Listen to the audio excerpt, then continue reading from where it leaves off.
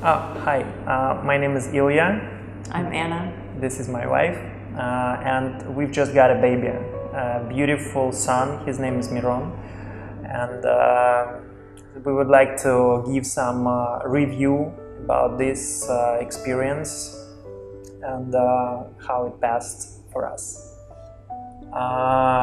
So first, it was really difficult to find a doctor actually in Sri Lanka who could lead my wife and her pregnancy, and who could help us with delivery of baby. And finally we've got few recommendations about Dr. Diaz, Professor Diaz, and we met him, and he said that Nine Wells Hospital is one of the best actually in Sri Lanka, and he's highly recommending us to visit this hospital and to be patient in this place. And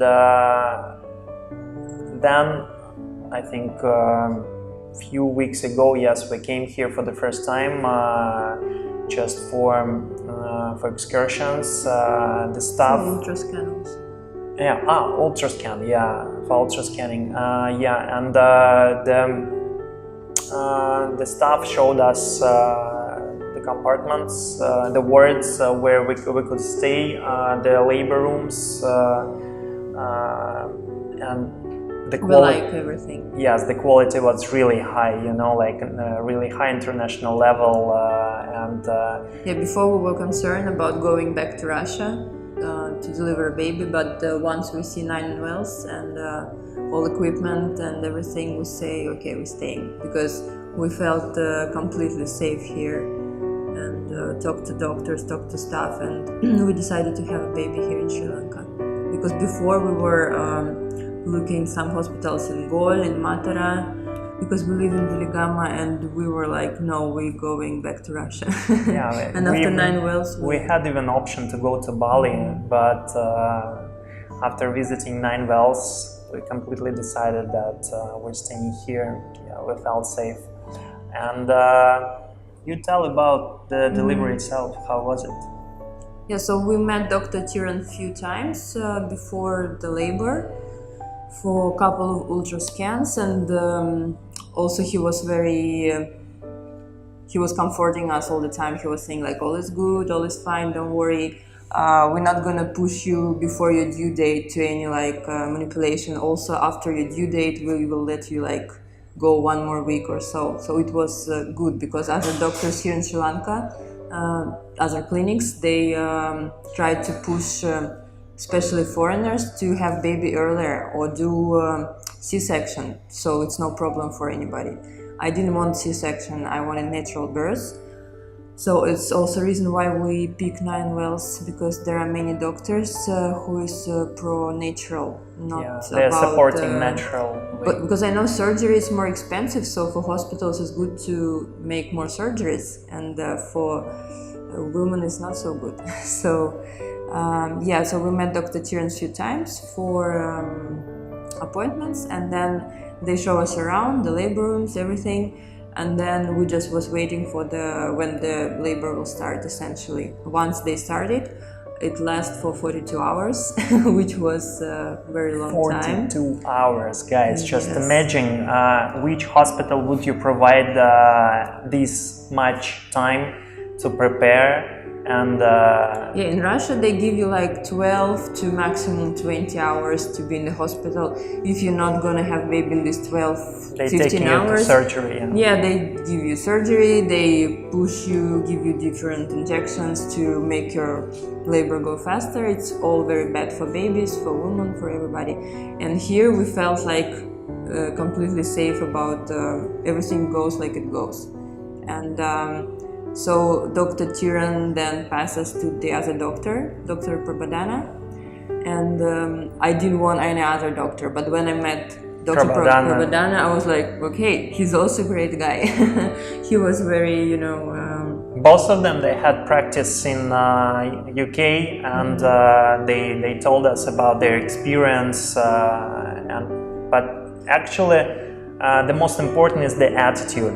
you know, because we felt really comfortable. These guys, they're like friends. Like we met them many times before. They, you know, do some jokes, and they were like, you know, also many different doctors, they scare you, you know, you go, you think everything is good, and then they're like, oh, you know, this can happen, you need to do this. And these doctors are different. They're like, you going with some problems and they say, no, you're fine, yeah, don't they're worry, relaxing, all is but good. not just relaxing, giving some just words, you know, but they're explaining to you that everything is fine because of this, and I've had, for example, this case in my practice, and that's why everything will go also well. I had a labor plan, which is that not plan was huge. yeah, like 3 pages, and I'm sure many doctors in Sri Lanka, in Russia, everywhere would tell me like, okay, go to hell with this plan, we're not gonna do this, because it was like all natural, no this, no that, no that. And these 2 doctors said, okay, we're fine with your plan, no problem, if everything goes well, we just, you know, go according with the plan. So it was all about maximum natural, no injections, no, you know, manipulations, which I didn't want. And Dr. Prabhodana was giving me much time, you know, like he was telling me, okay, maybe we do this. I was saying no, and he said, okay, no problem, I'll give you 5 or 6 hours more. And then and was coming after again. 42 hours we finally got healthy, very nice son, and no C-section in the no end. C-section, yeah, of course it was natural birth, yeah. And it was going to C-section actually, but somehow yeah, the miracle happened, and we just got the mm-hmm. natural way. So they helped us with everything. If you would ask me if I recommending this place, I would say 100% yes. So you have to. Yeah, and the staff was very helpful on all the periods of labor. Yeah. All midwives, you know, great crew. They're tracking you.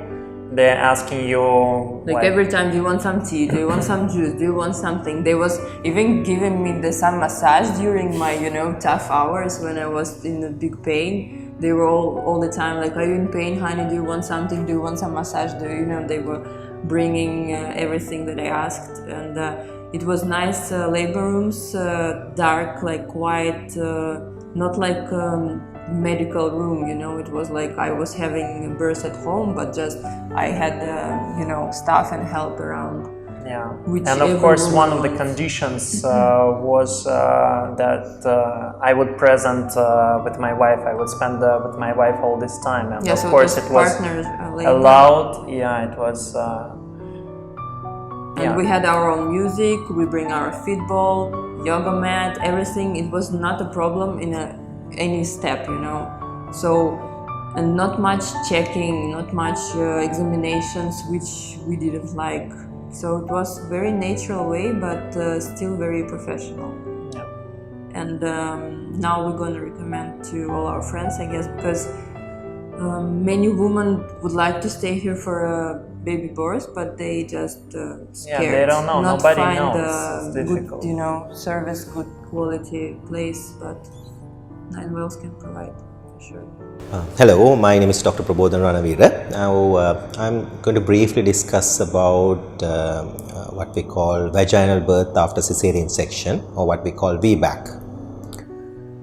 Now a lot of women think that once a cesarean is always a cesarean, but it's a myth.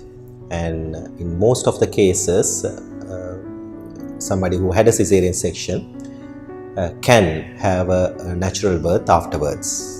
So there are certain reasons that we look through the history of the patient to see why she had a section and what are the reasons, whether there is a chance of the similar thing happening at the current pregnancy, and whether there are any factors in the woman which needs a cesarean section. But I can confidently say that about 90 to 95% of the time, most of the women can try for a vaginal birth after initial cesarean section. And the most feared the complication during vaginal birth after cesarean section is that the previous scar which on the womb can open up during labor. Now, the chance of that happening is rare. Now, if I give you a figure, it's 1 in 200 or 0.05%. Now, it is, I mean, if we are talking about the natural, what we call the statistics, it's like, you know, it's 1,000 times less than the chance that somebody can die in an accident in Sri Lanka. It's, I mean, we take that risk all the time. So, compared to that risk, having a scar rupture, or what we call the womb rupture, or a dehiscence during labor is rare. So, however, it's not a pregnancy, or what we call it a high risk labor. So there are certain things that we need to do, and one of the main important thing during that procedure is that the monitoring purpose, because the labor is longer, because we can't do a lot of interventions during labor like compared to somebody who doesn't have a scar. We give as we go natural as possible, and there are very rare instances that we intervene, but the monitoring is the main part of it, because if there's any slight change which indicate there can be a problem, we need to bail out. We have to do a cesarean section quickly. So anybody who had a cesarean section in the first pregnancy and in a subsequent pregnancy going for a vaginal birth, they have about 70% chance having a vaginal birth and 30% chance of having a what we call emergency cesarean section, due to one, the baby is not coming down, so we need to take the baby out by a cesarean, or the baby doesn't like the labor process, or what we call fetal distress. The heart rate shows that the baby doesn't like it, so we need to take it out. So for these two reasons, we need to do an emergency cesarean section. Then that is about 30%. And if somebody had a vaginal birth before or after cesarean section, and in a subsequent pregnancy, the chance of having a vaginal birth is about 80 to 90%. So there's only 20 to 10% chance of emergency cesarean section. So when you consider all that, now when I talk about 9 wells, now we just had a delivery which lasted, it's one of the longest labors that I have done in the private sector. It lasted long, but that is not because that we were taking unnecessary risk, but what we did was because we agree with the patient and we try to accommodate what the patient wished for in the context of safety of the baby and the mother. So everything, and as long as everything goes well, and the mother or the baby is not in danger, we can keep going. So in her case, in Anna's case, we kept going until that we thought that it's time to do something, but then we were able to have a vaginal birth at the end, and they were very happy. Now to do something like that, now it took about 33 hours from the time that I saw her, but she has been in labor before that also. From there onwards, now obviously as a doctor I won't be able to stay near her for 33 hours. Right? So it's something that I have to rely on my other team, right? The midwives, the nurses, the other doctors who are working in the labor room. So in that context, I have to have confidence in them, and the hospital should have all the facilities to do an emergency cesarean section if things goes wrong. So in that confidence, in that context, 9 wells have that care, where I can be confident that I can leave a patient in the safety and the professionalism of the team. So they will call me at necessary time, and I need to be kind of more vigilant obviously, but I can rely on my team. And also if the things goes wrong, there is always a pathway where I can do a cesarean section or bail out very quickly without wasting time. So I could highly recommend 9 wells for such event. So this is what I mainly want to tell today. So for women who wants to try a vaginal delivery, a place where the doctor can be confident and the team provide professional and up-to-date standard care is where that everything matters at the end. So, so I'm happy that I could, me and Prof. Thiran, who actually was very busy that day, so he had to ask me to look after this patient, but I think he would have done the same. We give the opportunity for the patient to take what she feels is right, and the choice that the patient makes, we respect that, and then we try to, but we have to draw a line somewhere, and our job as doctor is to see whether if something goes beyond that line or there's a safety issue for the mother or baby, then we intervene, but otherwise we let the nature take care of itself. So so I want to thank Thiran also for giving me the opportunity, but I feel that at the end we both were able to cater for the patient's need.